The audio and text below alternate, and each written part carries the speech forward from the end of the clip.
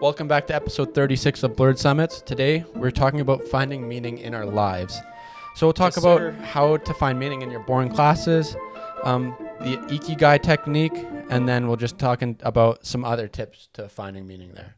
Yes, so sir. Abdul, we know everyone has these boring classes in high school, university, basically everywhere, right? So how can you find meaning in those pointless classes? Well, let me give you an example. English, for me, English class sucked. Right? I didn't like English. English was boring. I didn't like writing the essays. Didn't like reading the books.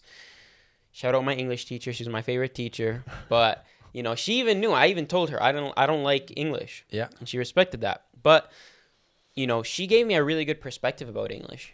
She said, and it really shifted the way that I saw it. And I found meaning in this class that was boring. And what she basically said is, you know, English isn't about the Shakespeare that you read. It's not about the books. It's not about the essays even. What English is, it's a class that teaches you how to think critically, how to formulate arguments, and how to communicate those arguments. And tell me, Hudson, right?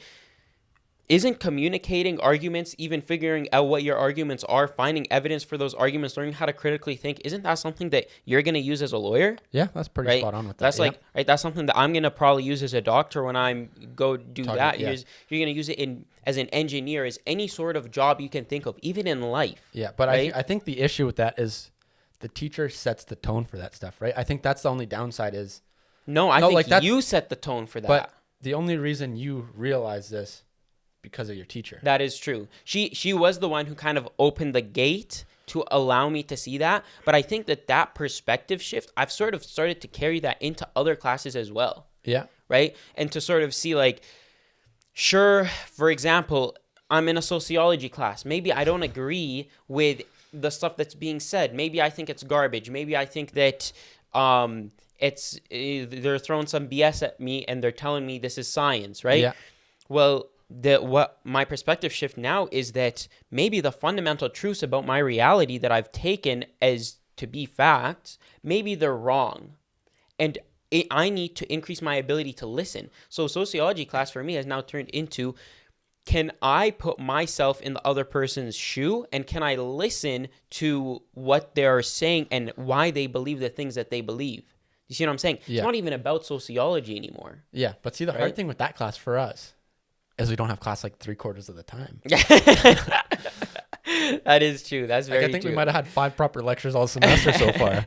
So, you know, it's hard to have it if you don't have class. But the shifting of your perspective. So let's take advantage of look at find the word? Fun, the motives, like the tone, the themes. The themes, the base foundations. Yeah, the human themes that are in these classes. And see, where can I take these base foundations and use them in different ways in my life? Not just academically. Use them with your family, with your friends, with your job, whatever it might be outside of that, and really capitalize on those, right? Yeah. And then, you just have to realize the skills that these classes can teach you, like if you're actually paying attention, right? Like you said, English is all these kind of critical thinking type things, breaking down words, understanding that type of stuff. Sociology is about seeing the other side, even though there is only one side that they present. Yeah. That's a fundamental flaw of sociology, like the faculty itself per se, but... You know, like you have to change the meaning that class has had in your life to get that. Like, if you don't change the meaning for yourself, then it doesn't matter what is put in front of you. You're just not going to be able to capitalize on it, right? Yeah. And this also goes into, for example, what was I going to say? The option classes with... No. Oh, like even science classes. Some people, they don't like science classes. They're not into their science classes. They're not into any of that sort of stuff. And they're like, why am I here? Why am I doing this? Well, like science is kind of, let's say chemistry, biology. These are the things that make the world around you work, right? And if you can understand the topics well and communicate them in an interesting way, it's amazing conversation starters. Yeah. You're an interesting person. People like to be around you because you can talk to them about these things. You know, people are always curious. Wait, why? Oh, my stomach's hurting today. Well, maybe you can explain why a stomach is hurting. Yeah. And that's actually something that is pretty interesting. See, that's why I took university chemistry as an option. Yeah. Interesting stuff. That's the only reason, just because of your thirst for knowledge. It was cool. I thought chemistry was cool. I'm like, hey, chemistry's sick. It was probably one of my favorite classes in high school. Yeah. But I'm like, I don't want to work in a lab. Yeah. So let's avoid it and just take it as an option. Uni. I remember my lab TA, he was going around asking people what their majors were.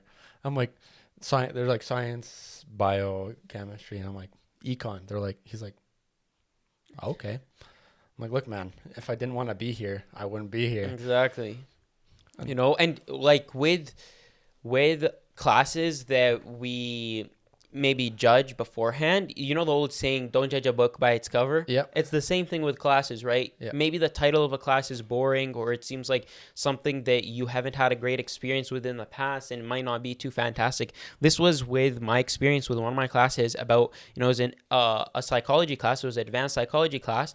And I did not like psychology at the time. I was like, okay, this is kind of boring. This is whatever. Yeah. And that class, I walk into it, it was the best class ever. It was kind of difficult. Yeah. You know, I'm not going to lie. It was a bit annoying in terms of the evaluations, but the topics that we were learning about, it was like amazing topics. And stuff that I learned from that class, I've been able to take out and use in my life day to day for the past 2 years. We've been using a lot of that for this podcast, right? We've been using evidence and knowledge and like studies that have been shown in that class as things that we spoke about in this podcast itself, right? Well, that content like works perfectly with some of our stuff, right? Like that's what's going from sleep. Was leadership in that one? Yeah, leadership was in that one. Imagery, like a whole bunch, communication, a whole bunch Probably of stuff. one a week has been from that. Right? So that just goes to show that, you know, if I had judged this book by its cover, and I hadn't gone to that class, or maybe I just skipped that class or whatever it might have been, I would not have been able to capitalize on that knowledge, and I would know so much less than I know now. Yeah. And even you would know less than you know now. Yeah, exactly. You know, so just changing the meaning that we attach to our classes and figuring out the base value. Look at the base, take it to its roots. Yeah. What am I really learning here? It's not always about the content, right? It's about the themes. Exactly. Is this critical thinking? Is this developing an argument? Is it problem solving? Like, there's tons of these. Like you go on for a while. And in organic chemistry, my professor said the same thing. We were in organic chemistry, and he was telling us we learned a couple of like reactions, right? And he was saying in the real world, as a chemist, you never use these reactions. He's like, maybe we use these reactions 1% of the time. It's like, we could have taught you guys reactions that are so much easier and better than these reactions, because honestly, these are archaic reactions that nobody ever uses anymore to get anything done. Yeah. And so we were like, okay, so why are you teaching them to us? And he's like, because these are the hardest of the reactions to understand. If you understand these, then you will be able to think critically about other problems. You'll be able to problem solve better. So it turns out organic chemistry wasn't even a chemistry class. It was a problem-solving class, right? Yeah. So changing the narrative and the way that we see our classes can change something from being boring to maybe you still hate the topics, but you can get so much meaning out of it and use it in more interesting parts of your life. Yeah, like I think what it comes down to is certain classes can still be boring to you, right? Yeah. Like you'll be in them every day and it'll be like, okay, this is boring. Yeah. But then think, what is this that I'm getting from this? Exactly. And then you'll find at least some meaning in it. Sure, like I said, it could still be boring, but you'll at least be getting meaning from it being boring. Yeah, absolutely. Even if the meaning is finding a way to get through something that's super boring and getting the most out of it. Exactly. It could be something as simple as that. It could be a matter of, can I concentrate well in a boring class? Or how long can I keep my attention? Yeah. That's funny. Well, I actually care about doing this thing that's super boring. Yeah. And so now we are going to go a little bit broader and talk about meaning in our lives. And there's this amazing, amazing concept. It's called Ikigai. Ikigai, I don't know how to say it. I think it's Ikigai. I might be wrong. I mean, it does sound more Japanese than Ikigai. Yeah. And Ikigai is a Japanese word that translates for reason for being. And so it's an idea that's proposed, like, how do you find the purpose in your life, the meaning in your life, your real reason for existing? And Ikigai argues that there is 4 fundamental things that you need to consider to find your purpose for being, right? Number 1, what does the world need? You need to make sure that the thing that you're pursuing as your life's purpose, the world needs this. Yep. If the world doesn't need this, then you shouldn't be dedicating your life to it. It should not be your reason for being, right? Next, it's what you love. You need to love to do it. And this is what people are saying with your passion, do what you love what you do, that kind of thing. Next, what you are good at. You need to make sure that the thing that you're doing is what you're good at. If you're not good at it, then it can't be what the world needs. Yeah. I mean, right? it could be what the world needs. Is you're just not going to be able to provide it. Exactly, you won't be able to provide it. And if you're not good at it, then you're just going to get burnt out, and it's not going to be great. And last but not least, it's what you can be paid for, right? Yep. It's stupid to ignore the fact that you need to make money, right? So here, Ikigai is basically saying, recognize money is a factor. Money is a factor. Your purpose for being should include what the world needs, what you love, what you're good at, and what you can be paid for. If you find something that overlaps in all of those fields, then that is truly your purpose for being. Yeah, I think it's interesting how simple they can make it look, right? Like how it's just these 4 things, all like a fancy Venn diagram thing put together equals what it is. So this is the question, Hudson. What is your reason for being?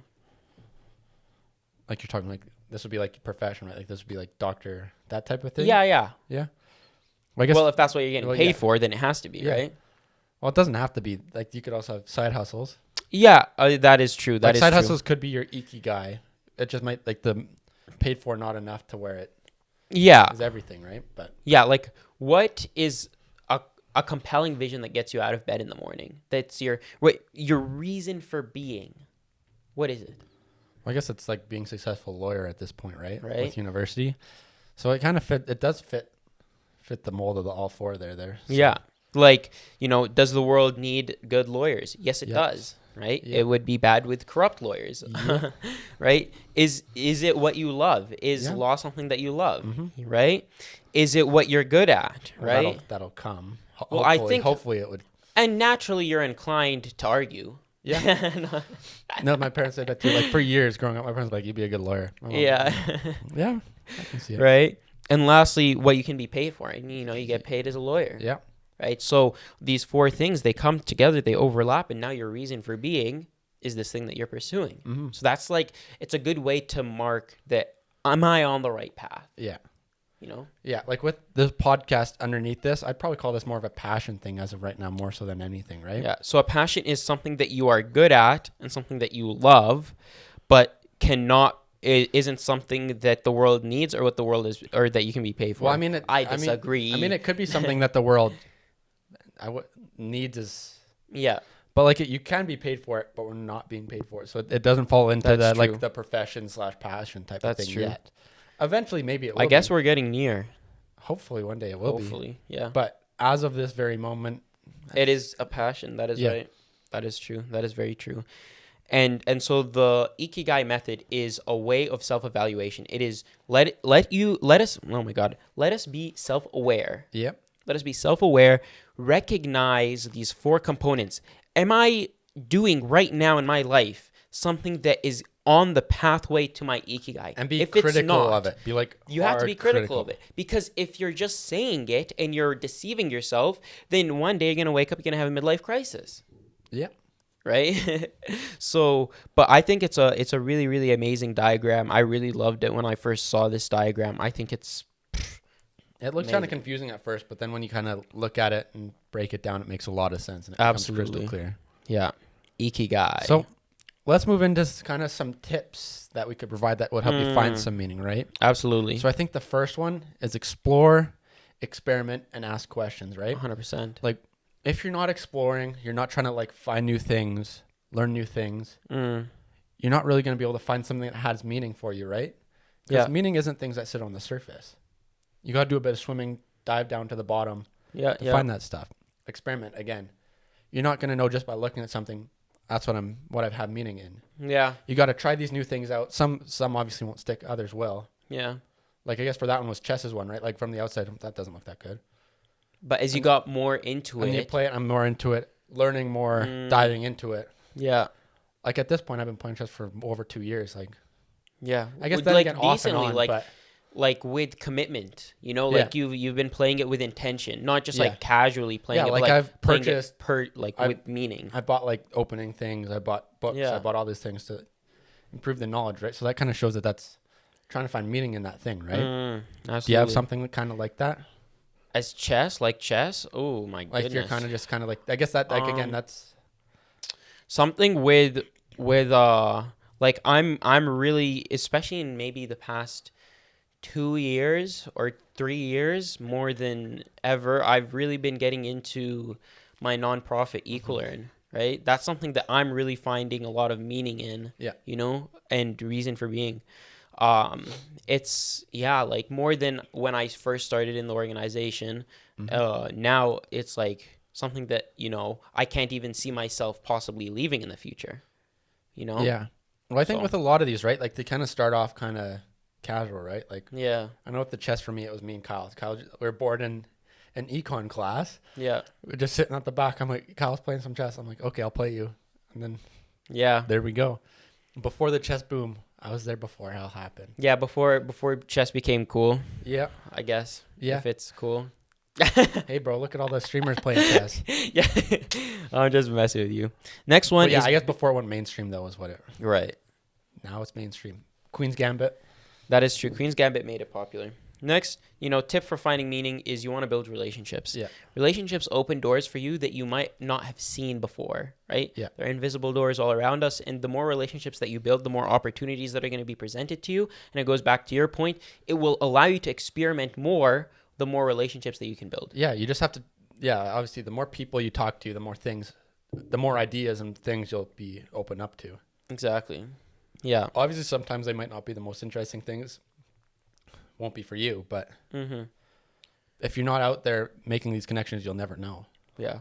The next one is develop some skills that are across all fields of life necessary. So what are these skills? Like communication. Skills? Bingo. Communication, leadership. Hard work, determination, perseverance, being able to connect with other individuals. These are skills that it doesn't matter if you want to be a doctor, a lawyer, it doesn't matter if you want to be a YouTuber, an internet star, a celebrity. These are things that are across all fields. You kind of need to have them. If you don't have them, then you're going to struggle a lot more. Yep. Right? You'll struggle to improve and kind of climb the ladder there. Exactly.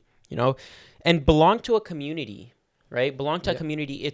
If you are with other people who are also envisioned on the same path as you, like, for example, you kind of said, Kyle, this chess community that kind of grows, the more that the community grows, the more that you're in touch with that community, the more that you find meaning in it. Yeah. Right? You feel connected, you feel wanted, you feel accepted. Yeah, I think something kind of bit off topic with this that I've kind of done for a long time is I take people's interests and ideas all the time and try them out myself, right? Yeah. Like I do that literally all the time. Yeah. Like, I think doing that is so important. See, like, do you mean by that, like, what other people are doing and, like what they're interested in, their hobbies, kind of what they're... And pick up on other people's hobbies and then make them into your own hobbies. Yeah. Yeah, that's like, really sometimes I'll be like, okay, that's kind of cheesy, but it's like, I mean, I'm interested in them now, right? Like, chess. Yeah. Going to the gym bright and early. Yeah. What other ones? Meditation. Yeah, see, like, just all these little things, right? Like, yeah. You just pick them up, right? Like, it's not like you there's nothing wrong with it. There's nothing. It's like, hey, it's not like one person can have a hobby. Like, you're the only person in the world that can have that hobby. Yeah, word. Right? Like the podcasting too, right? Like, it was like kind of ideas bouncing around. It's like, yeah, why not? Yeah. What was it? 2 years ago, we kind of mentioned it with Kyle, big man Kyle. Yeah, well, like, yeah, that's true. the idea's kind of been ruminating there, and just exploring and experimenting and taking the steps to do it. I think another big thing with meaning is that you can't treat meaning like an abstract concept that is unplanned, right? So with meaning, you need to have a timeline for meaning. Yeah. Right? So what it means is with a podcast, let's say you want to start a podcast. We could just say all day, let's start a podcast. But until you set a firm deadline, this day I'm going to do it. Let's say you might find meaning in chess or another hobby. If you are going to start it, you need to start next week on Friday, this day. That's when I'm starting. That's when I'm doing it. Because otherwise, you're going to keep putting it off. Life's busy, you know? Yeah. You keep putting it off, and then you're never going to do it. Well, I think with like the podcast thing with that, right? The deadlines obviously helped with that. Because there's like, we had this plan starting, I think, late November, right? Yeah. And then there was this grant to apply for. We didn't get it. But like this grant we wanted to apply for was due in a week. So out of nowhere, there's 4 of us. We got together. Okay, let's do it. The time just kind of worked. And out of nowhere, bang, meetings, ideas, formulated the whole idea for the podcast in like 2 days.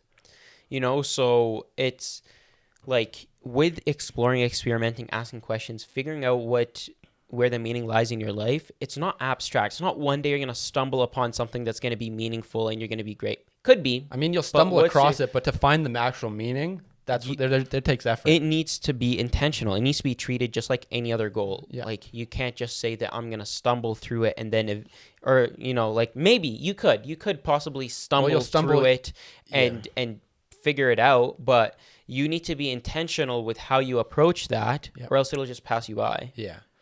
Yeah. Well, like obviously the intention when you're like searching for people, you're just kind of meeting new people, seeing what happens. Well, you'll come across with that. Well, you'll come across ideas. It's just you have to take the effort to then go delve into them. Yeah, absolutely. Because I think you also don't want to force it too much, because then you'll just put a lot of mental effort into it, and then it'll be it'll kind of take up your time, and you won't be very good. But there's like a fine line between it is a fine line. It's a very where you want to be kind of living your life the way you are. And then as soon as you like something catches your eye, then you can go hunt it down. Yeah, and you need to be willing to see those doors, because if you have your blinders on, then the doors will be right in front of you, but you won't be able to see them. Because you don't want to be open to the other people's ideas, right? So you just exactly. So moving forward, how are some ways you can figure out your Ikigai? Number 1, figure out top 3 things that are meaningful to you right now. Yep. Right? It doesn't have to be that these are going to be your life passions. Just what are 3 things of interest to you right now? Set up a timeline for those things. How are you going to approach it? Maybe there is a team that has deadlines coming up that you need to sign up for. Maybe there is something else. Figure out what your timeline looks like. It can be whatever you want. The timeline doesn't have to be a week. It doesn't have to be a month. It could even be a year from now, right? But set the timeline, set the day. Set your own due day so that you have to commit to that. And hold yourself accountable, right? And hold yourself accountable to that. Next, cater your experience to do the things that make you feel that you are more valuable. If you're doing something and you feel like you're not growing as an individual from that experience, then it's unlikely that is your Ikigai. Yeah. Right? You need to sort of be growing with it. If chess is not my Ikigai, because when I play chess, I feel like I'm not growing as an individual. Now, for Hudson, when he's playing chess, you're growing as an individual, right? You're developing yourself, and you feel more valuable after you play chess than before. So Hudson's Ikigai is different than my Ikigai. Yeah. Even though it's the same activity, the Ikigai is different. It's all about the Ikigai. It's all about the person. When it comes down to it, it's the person. Absolutely. Thank you guys so much for tuning into today's podcast. To summarize, we spoke about finding meaning in boring classes. Shift that perspective. Look at the base foundations of what the class is teaching you and use that to drive your motivation and your inspiration inside of the class. And don't forget, find your Ikigai, which is the combination of what the world needs, what you love, what you can be paid for, and what you are good at. Thank you guys so much for tuning in. You can catch the full video podcast on YouTube. You can catch the full audio podcast on all platforms. And be sure to follow us on Instagram and TikTok, where we would love to get to know you guys more. Thank you so much.